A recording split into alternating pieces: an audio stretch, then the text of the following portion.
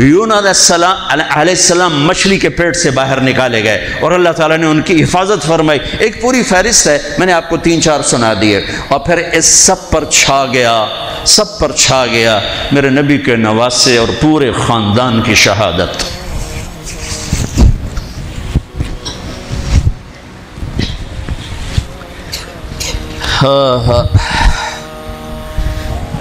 یہ کتنا بڑا خاندان ہے، پہلے یہ سنو.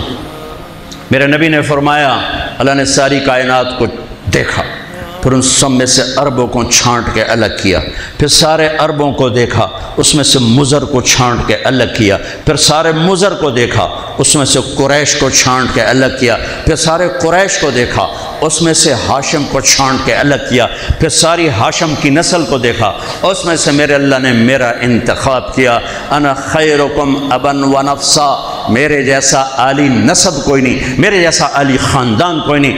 عبداللہ سے آدم علیہ السلام تک کسی سے زنا نہیں ہوا، سب پاک دامن ہیں، سب پاک دامن ہیں، سب پاک دامن ہے. میرا نبی پاکیزہ سلسلوں سے آئے اور ہر باپ کا ماتھا روشن ہو جاتا تھا جدھر میرے نبی کا نور جاتا تھا. ایک دن آدم علیہ السلام کے 10 بیٹے تھے. شیس علیہ السلام سے آپ کا سلسلہ نسب آدم علیہ السلام سے ملتا ہے. ان کا ماتھا روشن تھا. آدم علیہ السلام کہنے لگے بیٹا تیری پشت میں ایک امانت ہے جو تیرے باپ سے بھی زیادہ قیمتی. وہ کہنے لگے ابا بیٹا باپ سے زیادہ قیمتی؟ وہ کیسے؟ کہا تو اس امانت کی بات کرتا ہے، تجھے اس کی امت بتاؤں؟ امت ابھی ہمارے آنے میں 10,000 سال پڑے ہوئے ہیں، 10,000 سال. اور آدم علیہ السلام فرما رہے ہیں بیٹا اس ہستی کو چھوڑ، اس کی امت کا بتاؤں؟ کہا جی بتاؤ. کہ میں نے ایک خطا کی، میرے کپڑے اتار دیے. وہ ہستے اس کی امت روزانہ خطائیں کریں گے، اللہ ان کے کپڑے نہیں اتارے گا. میں نے ایک خطا کی، مجھے بیوی سے جدا کیا، وہ سارا دن گناہ کریں گے، اللہ ان کی بیویوں سے انہیں جدا نہیں کرے گا.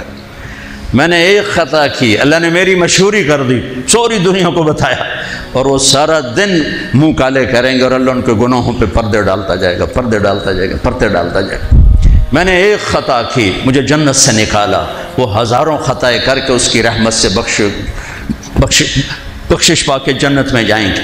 میں نے ایک خطا کی، میری توبہ کے لیے 40 برس لگے، اور وہ ساری خطائیں کر ایک بول بولیں گے اللہ معاف کر، اللہ ان کے سارے ہی معاف کرے.